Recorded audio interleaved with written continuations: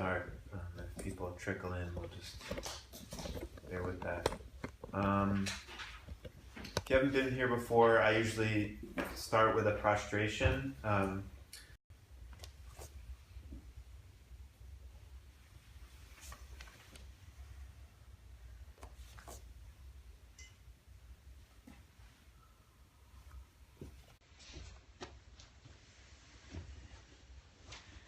then we do some prayers, and I think maybe we'll do it a little bit differently tonight.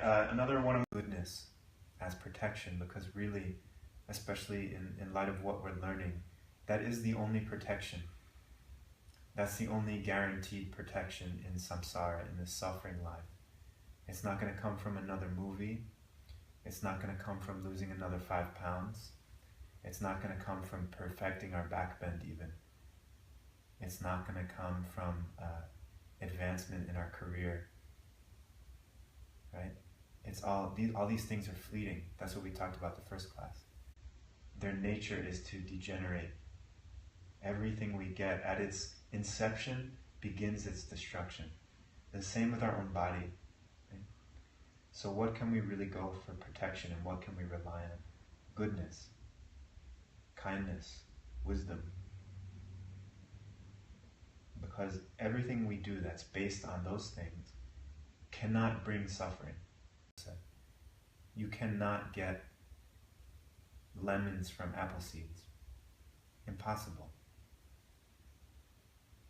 And our understanding of that, to whatever degree, is our protection. So we just go again for that. We go for protection also in more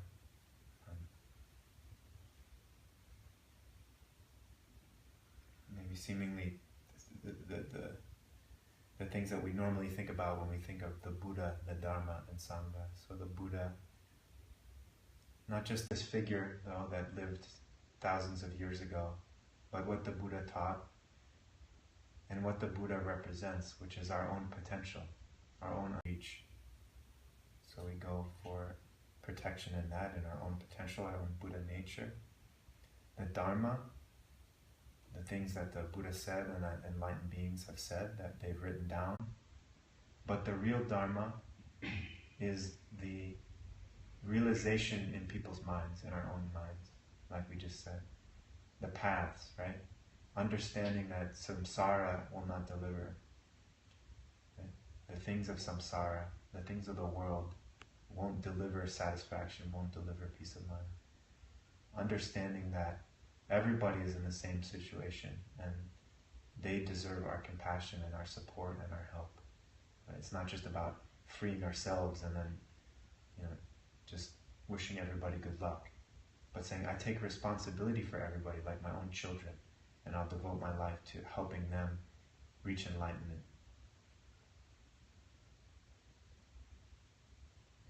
And the realization, of course, of the deepest aspects of reality. And the Sangha, right? The people we're gathered together with tonight to study these things, like-minded people, people who are willing to open their minds and their hearts and be vulnerable and think about these ideas on a Wednesday night when they could just be watching TV or hanging out or at the bar. Instead, they've come to Dharma class, and we're lucky to have other people like that to hang out with, because we uplift each other.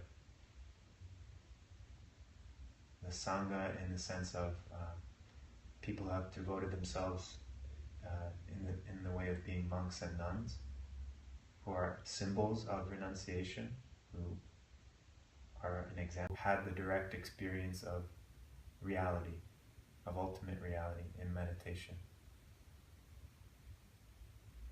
So we go for protection and all of that.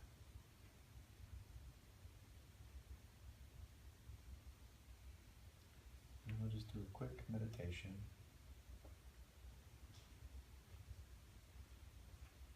Count 7 rounds of breath. So start with the out breath. It's the opposite of asana breath count. You start with out, and then inhale completes a round.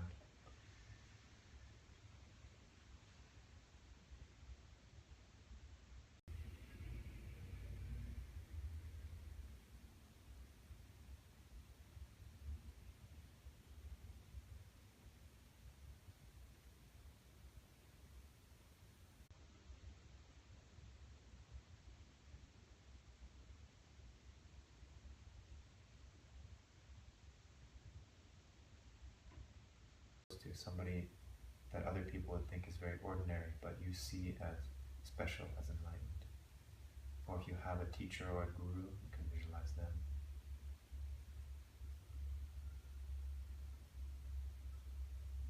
And they're happy. It's a warm thing. It's not like weird, and they're not stern or serious. It's light.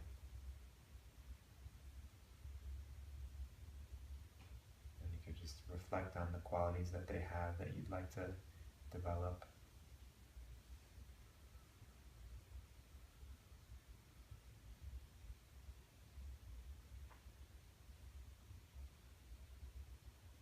And you can make some kind of offering. Remember the 3 different kinds. So you can offer something that you own, or some material thing like a flower or food you know they like, or something, music or something like that. You can offer something that nobody owns, like the sunset or the river or the breeze or the stars, the universe. The most powerful is your efforts to practice what they teach. Your efforts to practice real Dharma, and we'll talk about what that is in the Buddhist sense tonight. But your sincere efforts to practice.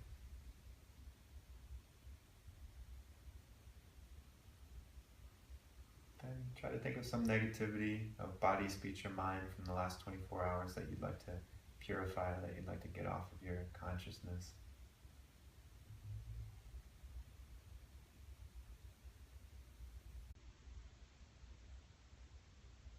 Remember the idea that everything we think or say or do matters. Everything we think or say or do produces a result, for better or for worse.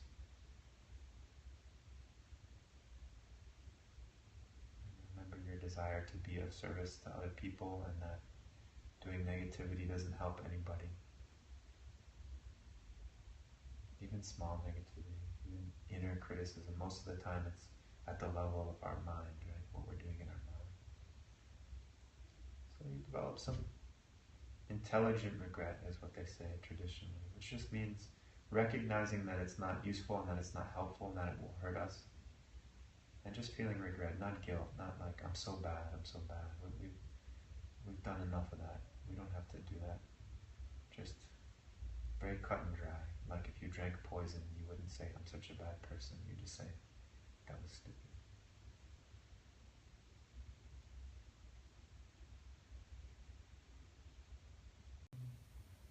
Then you can make an aspiration to not do that for a given amount of time, if possible. And try to make it something that you could actually commit to, even if it's only the space of one breath, or until the end of this class. You know, I'm not going to scream at anybody, or whatever it is.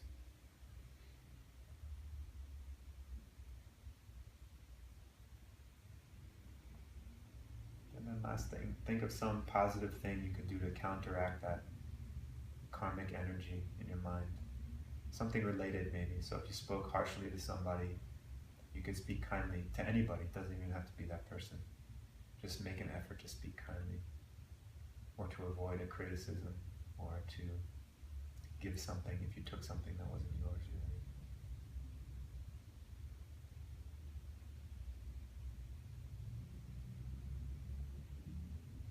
And then, if you did those 4 steps well, you should feel really clean of it. Be willing to let it go. I'm done with that now. My mind is clean.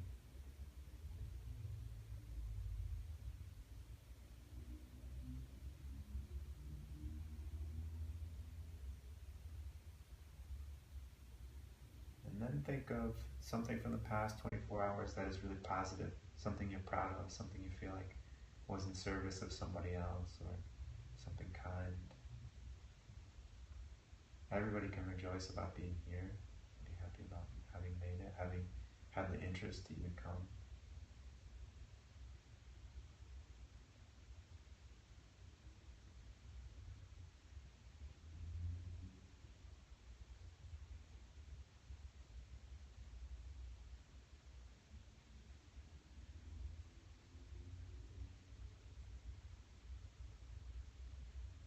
And you can always rejoice for the goodness that other people do. The Dalai Lama says you get 10%. So cash in on other people's good deeds.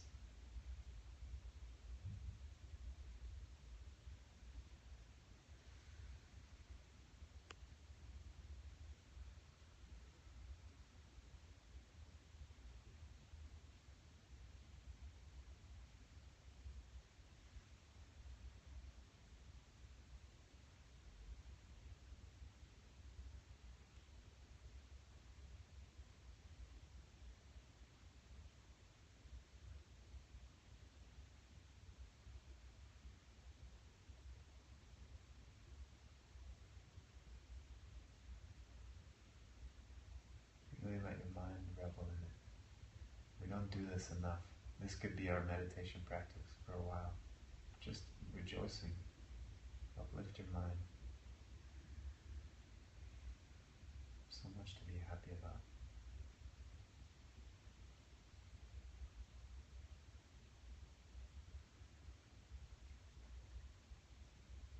And then ask this teacher, this enlightened being that you invited to be with you, ask them to keep teaching you, to guide you, even in ways that aren't obvious, right? It will most likely come in those forms.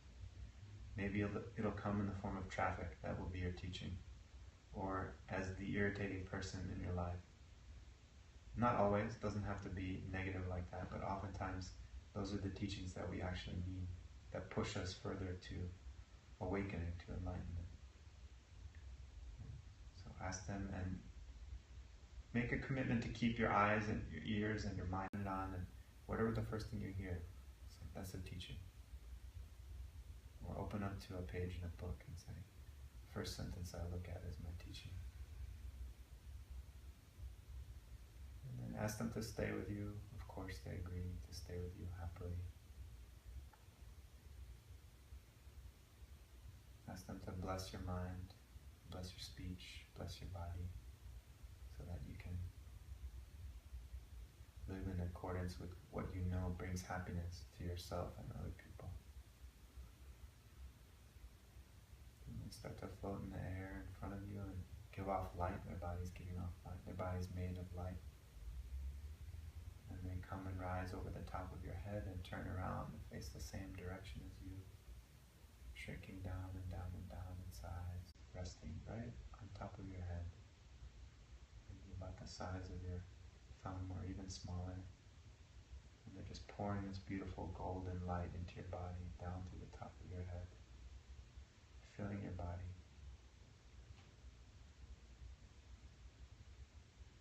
And imagine that on that light comes everything you ask for, everything you hope for, everything you aspire to develop within yourself. All realizations, all attainments.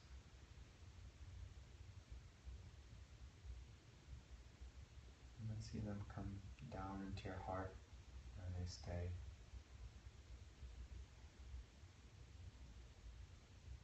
And dedicate your meditation to being able to really help the world by internalizing the things we talk about, having realizations and becoming more of a helper instead of always being a helpee. And most of the time we're stuck being helpees. But there's a lot of people who have no tools, so it's not like we have to go preach to them, but maybe we just understand more. Maybe we can be softer. Maybe we can be better listeners. Maybe we can just do the dishes.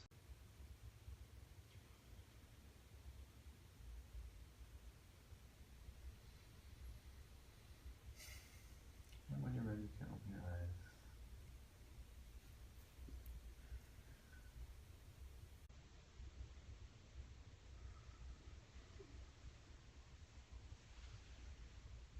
It's a good way to start your night, right? It's a good way to start your day. I'm not claiming to not do it.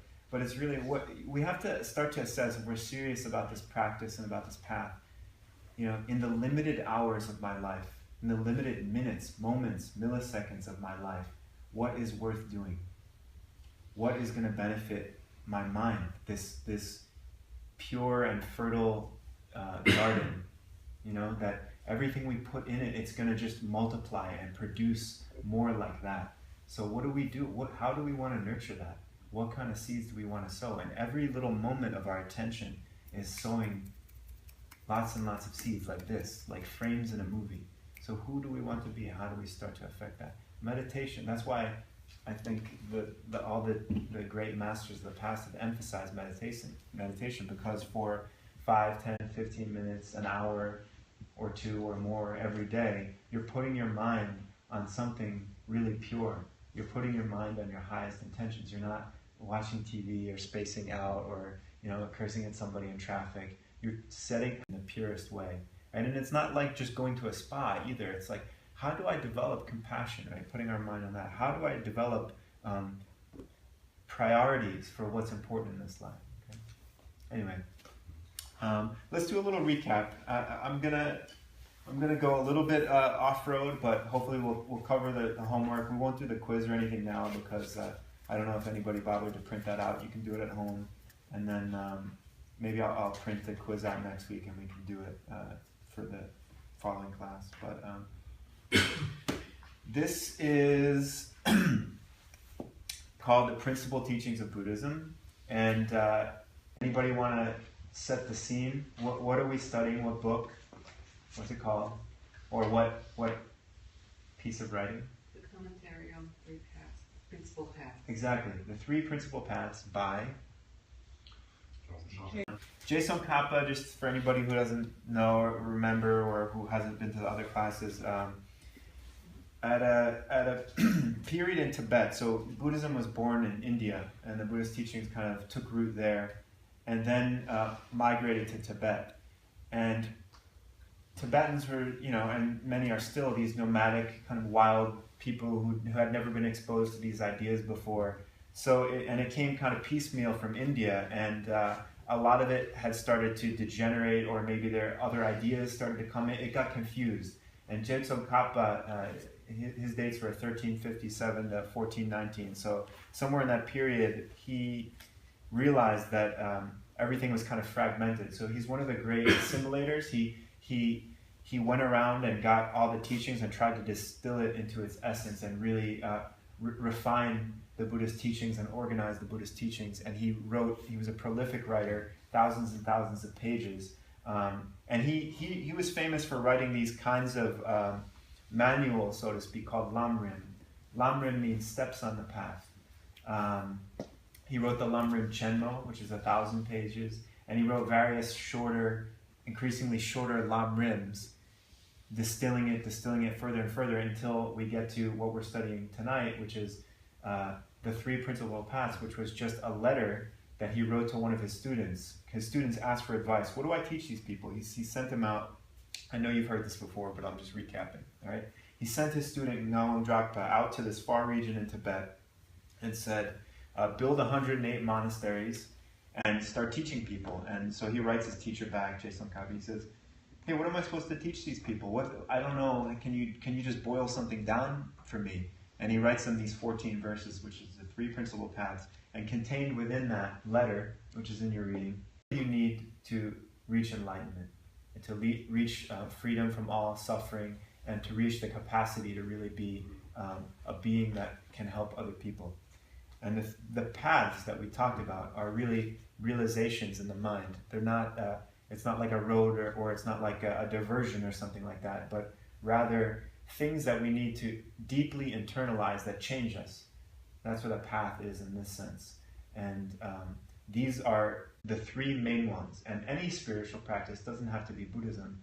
I would say has some version of these three elements. Anybody? Doug, you want to go? You know what they are?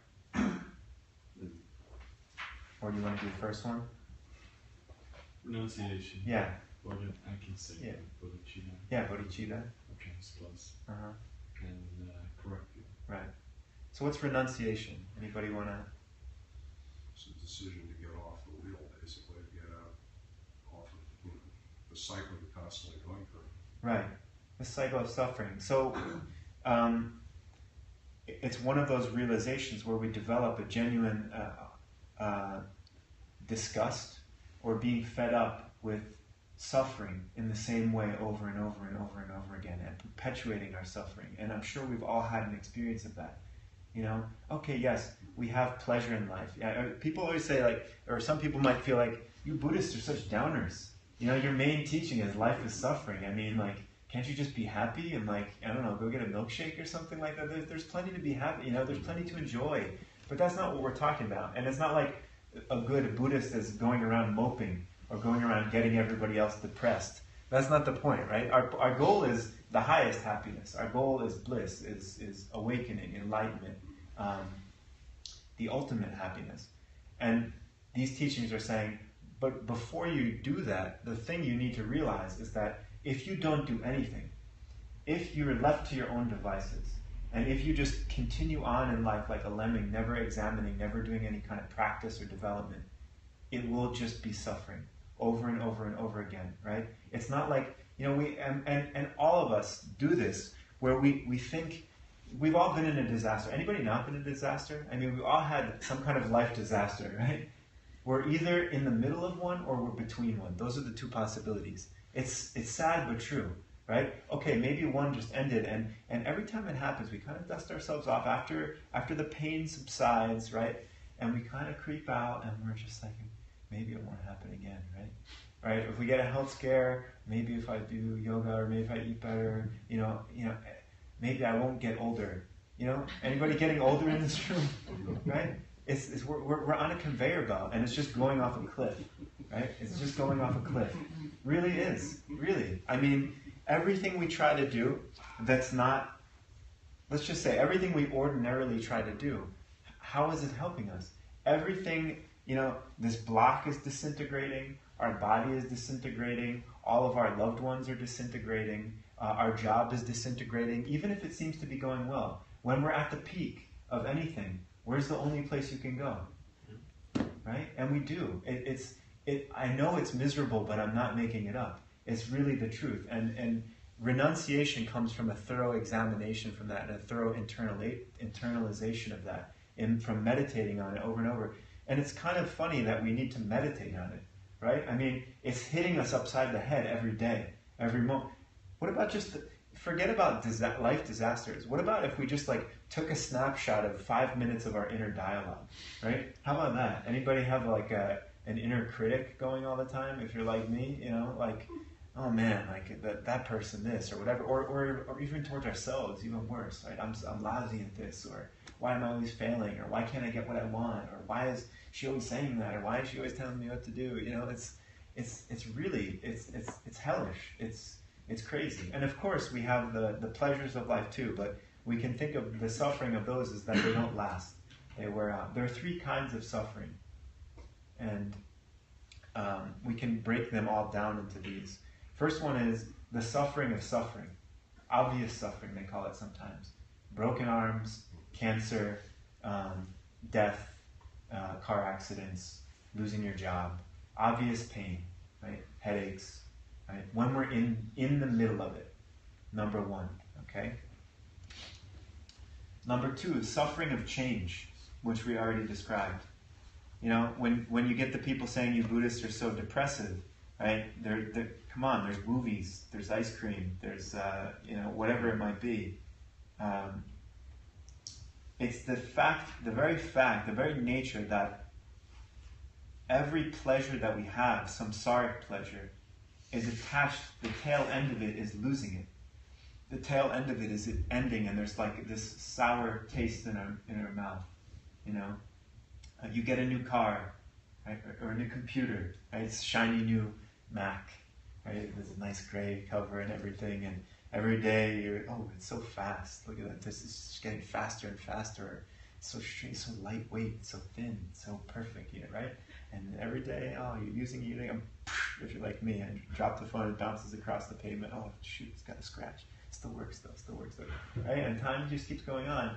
From the second they put the last screw in that iPhone, it was on its way out. And that's the nature of any good thing we get. It's the nature of any good thing we get. And attached to its disintegration is a kind of suffering, right? Or you go to a restaurant and you eat this perfect meal, right? And what's at the end sometimes? The food is so good, right? So we're eating a lot maybe, and we throw in some dessert and a few glasses of wine, some coffee, right? And then what's at the end? Indigestion, yeah. And a bill. Expensive bill, you know? It's funny. It's really funny, but it's true. But so samsara is, whoa. I mean, renunciation is waking up to that and going, whoa, that is true. That's really screwed up. Isn't there anything else? And maybe at that point when you get some renunciation, you realize there is an alternative, right? This is what the Buddha taught. Hey, everybody, that's number one of my teaching, but there's also an alternative, right? So renunciation is saying, I am going to give up on pursuing the things of this life that I know won't last, that I know won't really deliver the happiness. So does that mean we never go to a movie again? No. Does it mean you don't have a boyfriend or girlfriend, right? Doesn't mean you don't buy a car or a computer. Doesn't mean you don't have ice cream. You don't enjoy. Maybe we should just go around not enjoying anything, right? No, that doesn't work either. A lot of times, when I first got into this stuff, I got that idea. Like maybe I should just become somehow robotic. Like I'll just blank out my mind, and those monks just deprive themselves of everything, and maybe there's some kind of happiness in that. But there's something to remember about renunciation, that it's not necessarily what you do externally. It will manifest in external decisions, right? I'm not going to go to the bar because I want to go to Dharma class, or I'm going to meditate instead of, I don't know, whatever else you might do instead of meditation, right? Or instead of yelling at this person, I'm going to not yell at this person, right? Because you have some understanding of what's really going to deliver the happiness, what's really in the service of happiness. Anyway, I forgot what I was saying. You actually forgot the third. What was the third? No, I remembered that. I was going to come back to that, but I was on a train. Anyway, maybe I should just go back to it. The third kind of suffering is what they call a pervasive suffering, or all-pervasive suffering. And there are a few different ways I've heard that explained. One is, embedded into our very being is suffering if we have this kind of body and this kind of mind. They say that suffering heaps in Buddhism, parts. Like there's all different parts that make us up. The physical part and various mental parts. And they're defective. They're defective because we misunderstand things. And based on that misunderstanding, we suffer. Right? Based on the misunderstanding of our body, based on the misunderstanding of our body. It's built in. Just like to be born is to... If you have a birthday, you have a death day. Right? Just the beginning marks the end. Another way to think about it is that it's like being on Space Mountain, but there's like all kinds of real hazards. Like there's all kinds of explosives, and it's all dark. We don't know what's coming. We never know what to expect. Everything could be going great in our lives, and like that, it pops. The bubble bursts, and we're shocked, right? And really, if we think about it, at any given moment, we never know when that's going to happen. When is the bubble going to burst? When am I going to get the bad news from the doctor? Or when is the thing going to wear out? And it's being forced by this energy from who knows when, from, according to this worldview, limitless time, beginningless time. And we never know what's up in queue. Right? We never know what little bomb is going to pop next. So it's like we're totally in the dark, and we're subject to all these sufferings, all these hazards. So it's like embedded into our life. So renunciation is, I'm sick of that. Okay? I'm sick of that. I'm on a spiritual path. I'm gonna pursue something else rather than just try to be happy in this life only. Second principal path. Doug said it. Bodhicitta, which is the Sanskrit word for, anybody remember? Burning desire for enlightenment. Yeah. And there's a thing attached to that. It's the wish for enlightenment, but what's attached to it? Help others. Yeah, right. So your motivation, if renunciation is I want out, think of bodhicitta as I want everybody out. So once realizing the condition of our own life, our own suffering, we take a look around right? And this is like, it's like the realization expanding kind of. And we go, oh my goodness, everybody is in the same situation. Every person I see, every being with a mind, every animal, right? They're subject to suffering, to pain. And everybody is on this trajectory and in this cycle, and I want it to end for them. What can I do to end it for them? I can get myself out so that I can then help other people, right? Because until then, it's like being in the ocean and we're drowning, and we want nothing more than to help the person next to us. But we're just sitting there, and the water is just splashing over our heads. We're drowning in the same ocean. How are we going to lift anybody else out? How are we going to lift everybody else out? And just that's a really poetic analogy, but think about it. When you're miserable, when you're really in the throes of some kind of acute pain, how much are we thinking about anybody else? Part of what is so messed up about that is that it's almost like we can't. Even if we wanted to, we're so focused on the pain we have that we can't even think about what's going on for anybody else. It's kind of like this twisted extra little bit of suffering that goes along with it. It's like it keeps us forced in this kind of myopic view of like, oh no, what about me? What about me in this problem? Depression is a great example of that. Anybody who's ever been depressed. I feel so bad. I feel so bad. I. Right? It's who is it about? And I'm not saying those people are bad. I'm saying this is part of the screwed up nature of samsara, that the very cause that would bring that about is just keeping perpetuating itself. So bodhicitta is, I want it out for myself, and then I realize I want out for everybody else. I'm going to reach enlightenment. I'm going to devote my life to enlightenment so that I can free other people, so that I can help other people reach their own enlightenment. But I got to do it first. Right? How am I gonna do anything until I get myself on the life raft? Number 3, anybody? Correct view. Yeah, correct view. You can have the biggest heart in the world. There are plenty of examples of people like this. And you could want to feed everybody in the world. But what means do we have? Right?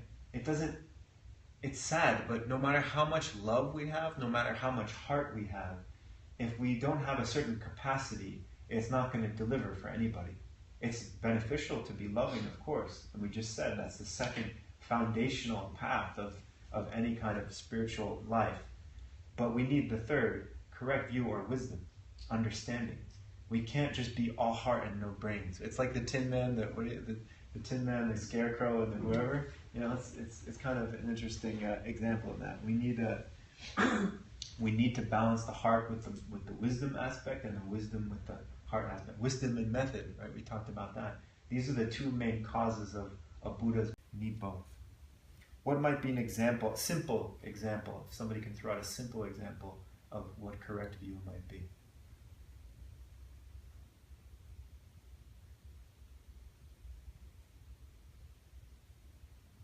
I guess I went too complex the last couple of times. Simple example, how about... Yeah, go ahead. Routine with the chewy toy. Right. Yeah. What is correct view is really not projecting your own mind onto what is out there, but actually experiencing what is out there. Close.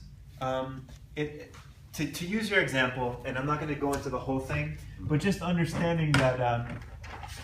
maybe I won't even use I'll hold the prop, but I'm not going to do the whole thing. But just understanding that everything we perceive, we view it in a certain way that's actually mistaken, and that mistake in our understanding of things is what's causing our pain. Okay, so for instance, thinking that things, well, let's go simpler than that before we even talk about pens and perception.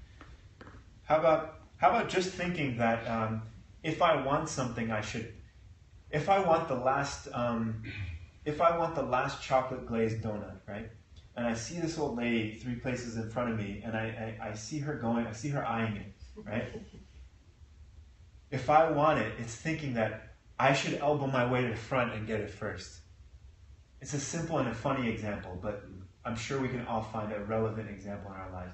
It's like when you're driving, right? Rather than slow down when you see the yellow light, sometimes you're just like, right? You gotta make it, right? Thinking that, if I want something, I should just get it first. I should be the best. I should be competitive. I should try to beat other people to it, rather than understanding, according to this worldview, which Buddhism says is the correct worldview, which is, if we want something, you have to give it to somebody else first.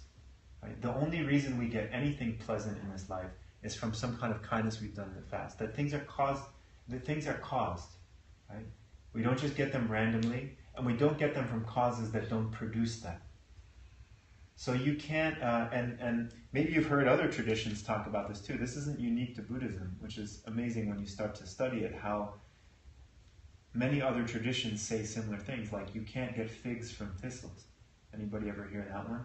And I don't know if there's probably examples in many other, or do unto others, or don't do unto others as you would not have them do unto you, right? These are all timeless wisdom. We've heard them from the time we were kids, but how often do we really live by that? Most of the time, I think that's a nice idea, but really, let's get realistic. Let's get realistic. That's not going to get me ahead. How do I get ahead? Right? I need to have a competitive edge. How do I get what I want? I need to whatever, and you fill in the blank, and whatever that blank is, according to Buddhist teachings, if it's not, how can I help other people succeed? How can I live a moral life? How can I be kind? Then it's just going to produce more samsara. That is the cause of samsara. Thinking that the wrong things are producing what we want. Thinking that things that cannot produce what we want are producing what we want. Thinking that things that cannot produce what we don't want are producing what we don't want. What's an example of that? That person made me so unhappy. They made me so unhappy. Implicit in that phrase is, I have no control. I can't do anything about it. They made me unhappy, and I'm just a helpless victim.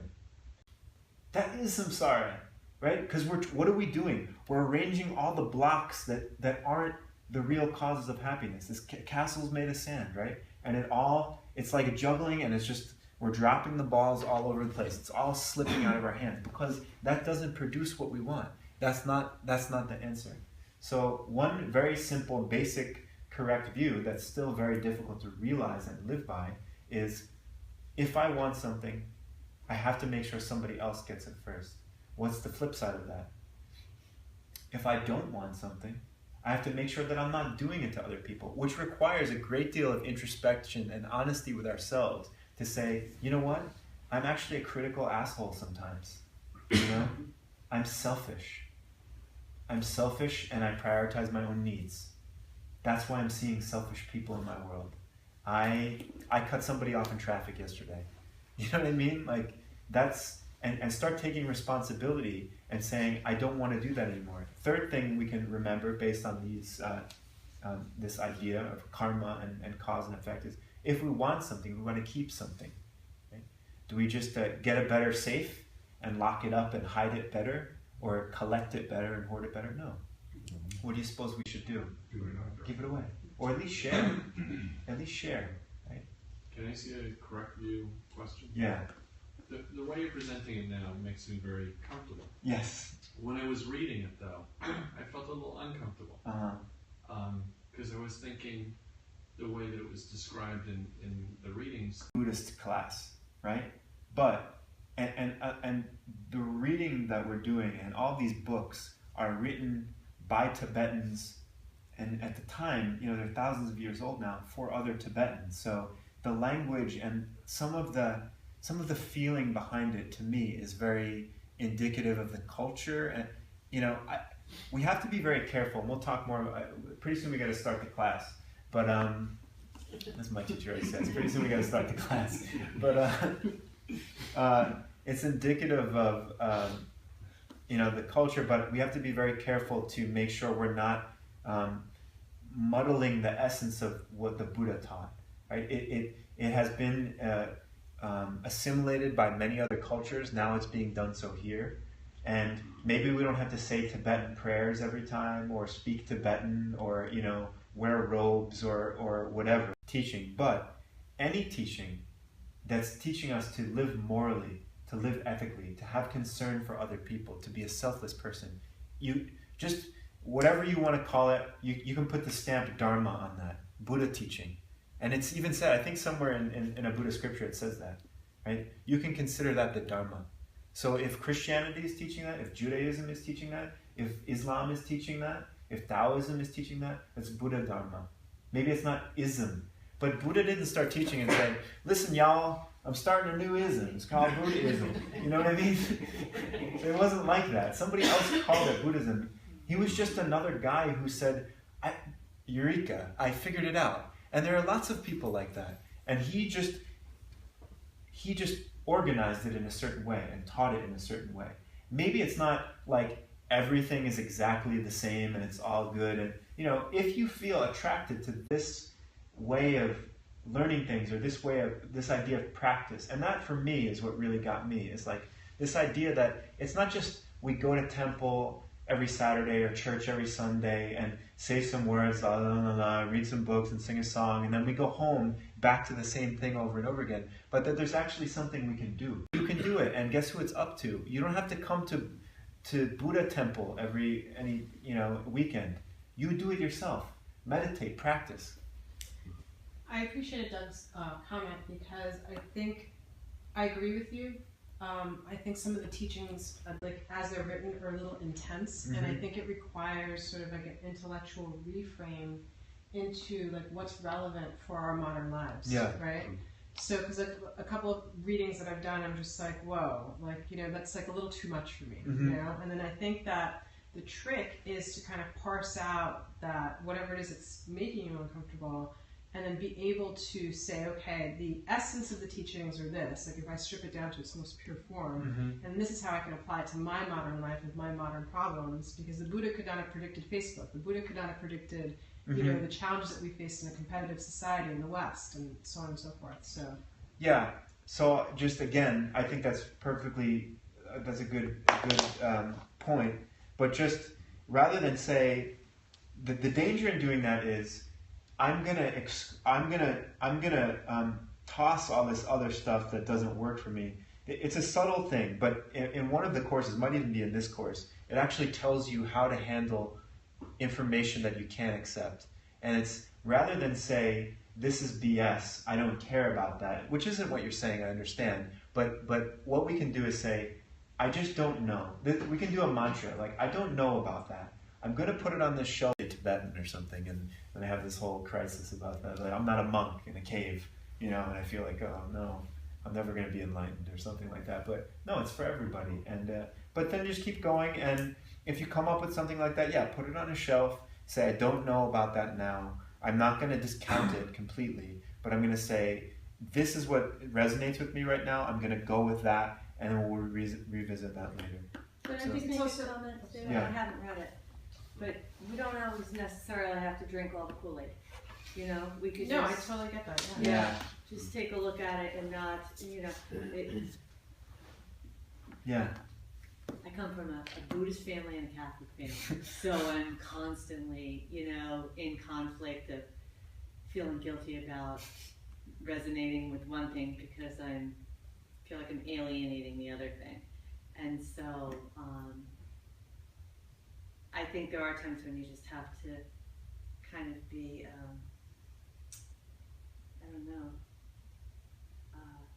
some kind of servitude to what you're reading, and not feel that you have to buy into it entirely. Right. But Michael, intrinsic in the system of Buddhism, though, isn't it sort of like the idea that we are experimenting, doing analytical meditations on the concepts ourselves to find our own path? There's nothing that's sort of required to believe in. Is that correct, or am I wrong on that?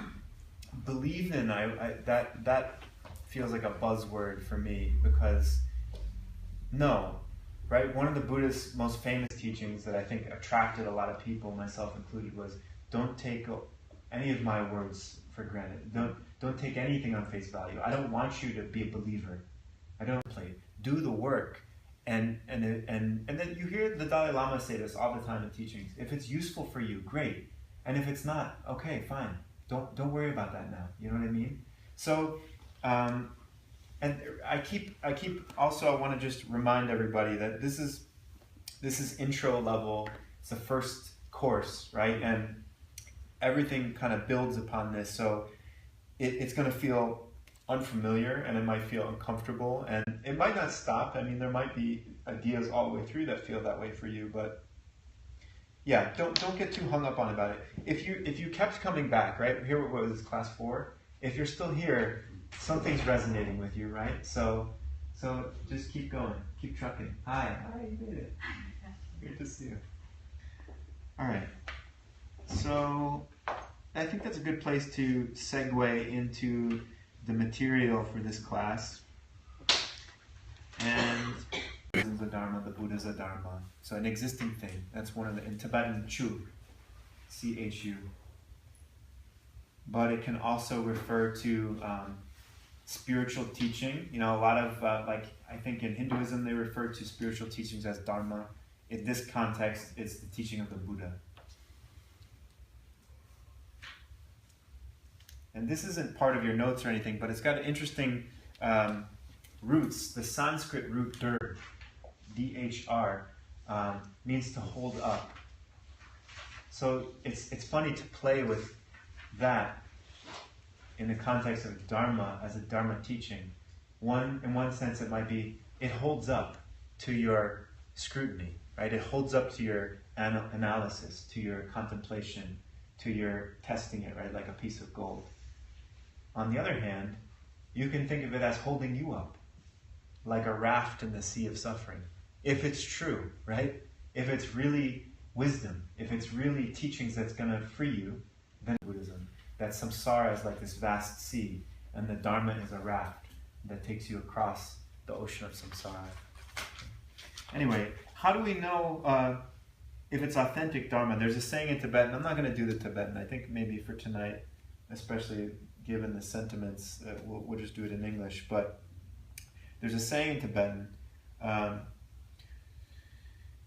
if you do practice for 1,000 years that's not authentic Dharma, you won't develop one sliver of realization.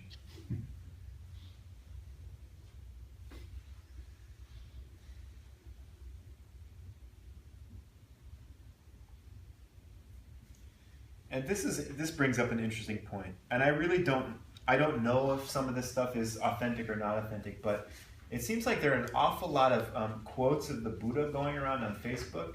And I just don't know if they're real or not, because nobody says where else they came from. It just says Buddha, and there's like a little stone Buddha face there, and it's like, oh, okay, I guess the Buddha said that, you know? But how do we know?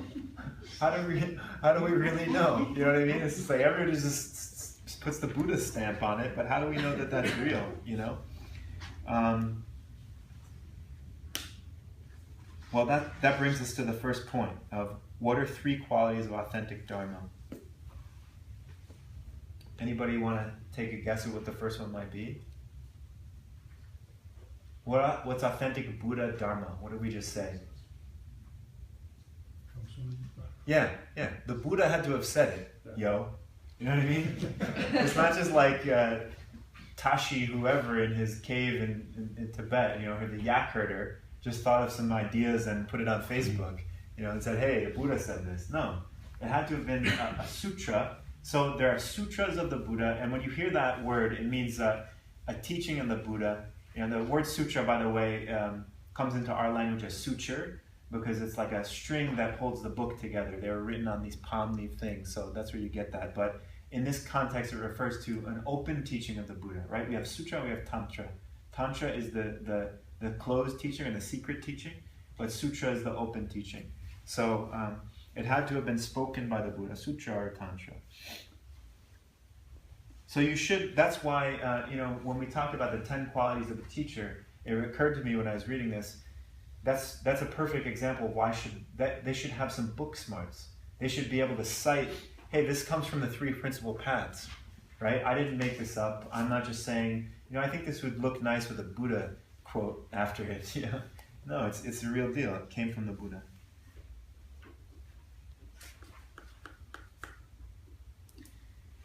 So, and for anybody who's interested, the Buddhist canon in Tibetan is called the Kangyur. Ka is the word of the Buddha.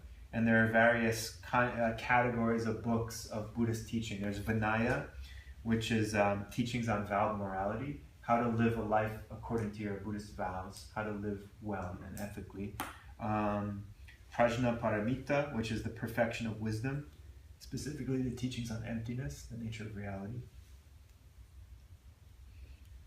3 sections of sutras, which we just said, which are open. And then there are tantras. Then there's also the Tengyur. The Tengyur is the collection then of commentaries on the Buddhist teaching, which a lot of that is like we're studying a commentary now. So it has to be clear when you're studying something, did the Buddha say this or did somebody else comment on it, you know? Number 2. This is a cool one, I like this.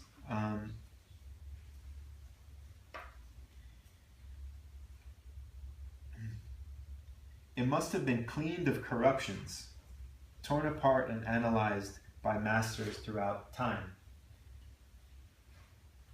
So, cleaned of errors. And those of you who have some background in Tibetan Buddhism especially, and maybe other forms of Buddhism, I'm not sure, but part of the course of study for a monk or a nun is debate, intense debate, sometimes 12 hours a day. You might see them like in the courtyards doing this thing, and then it's like screaming match, and they're doing this thing, but there's a very organized system of debate that it's almost like binary, like ones and zeros. It's like a flow chart, and we'll learn it. It's in course 13 if you guys stick it out that long. But it's if you follow this procedure of logic, it must lead you to truth.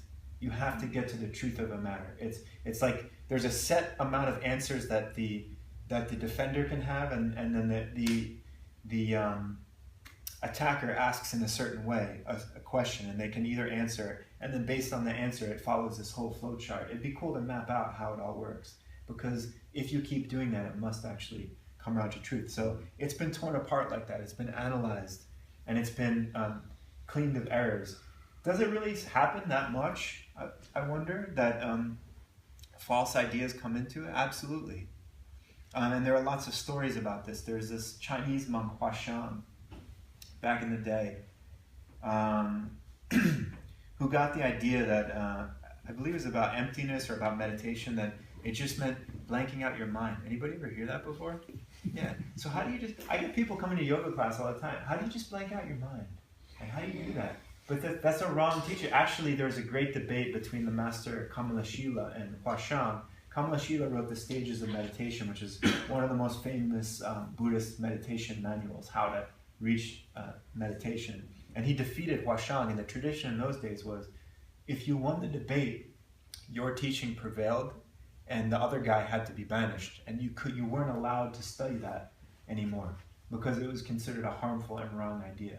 So all throughout Buddhist history, and actually I shouldn't have said it's only Tibetan, because they did this in the Nalanda monastery in India too. It was part of the curriculum, was learning logic and perception. It's one of the courses that you study, and we'll study it too. And debate, and then how to find truth, how to get to the essence of what the Buddha really meant.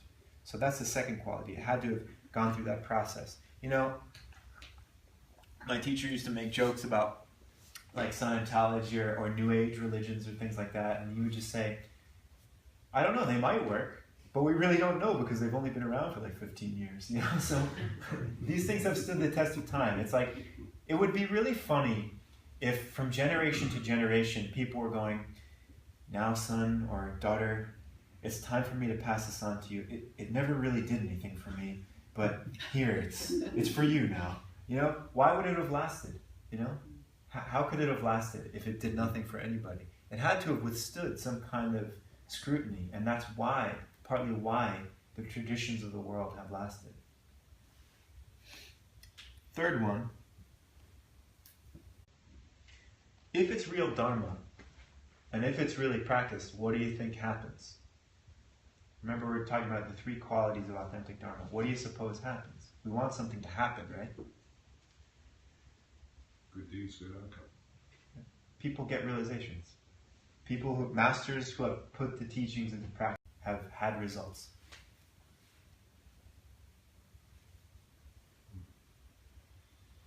I kept asking myself, well then how do you know? Right? How do you know? And the thing I came up with is there's some degree of trust and there's some degree of the intuition or your own intelligence saying it's right, but it really has to come to your own practice again.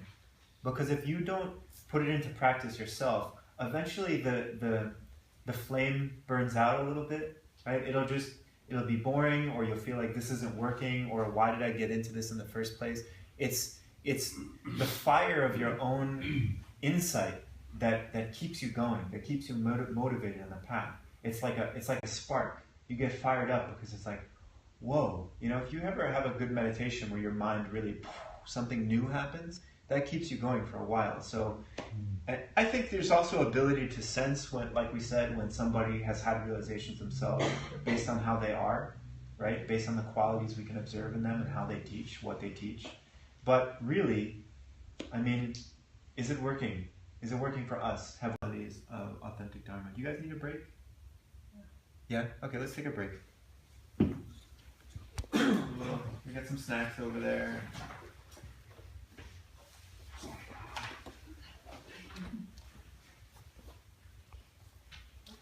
One of the most appealing things about Buddhism is there are no gifts. I didn't.